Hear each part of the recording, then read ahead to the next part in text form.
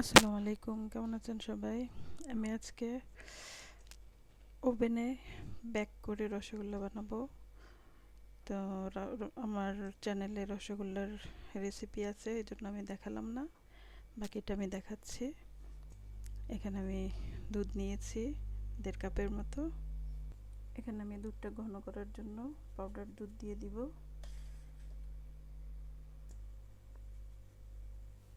এখানে আমি 1/3 কাপ গুঁড়া দুধ দিয়েছি, আর এই হচ্ছে জাফরান। আমি এখন কিছুটা জাফরান দিয়ে দিব।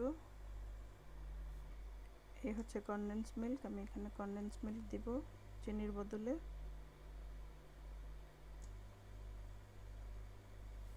এটাকে এখন আমি ভালো করে জাল করে নিব।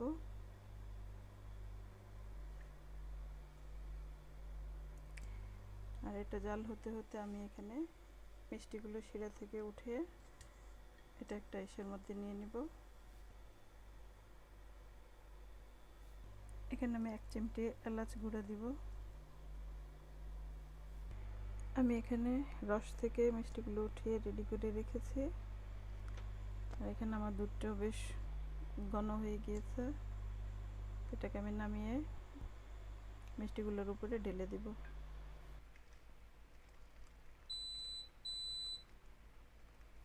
আমি এটাকে এখন ওভেনে দিয়ে দিব। আমি এটাকে 180 ডিগ্রিতে 6 থেকে 7 মিনিট বেক করব।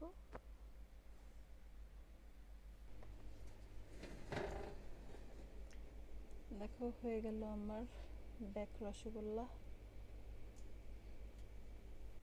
হয়ে গেল আমার বেক রসগোল্লা। আশা করি সবার কাছে ভালো লাগবে। তো ভালো থাকবেন সবাই।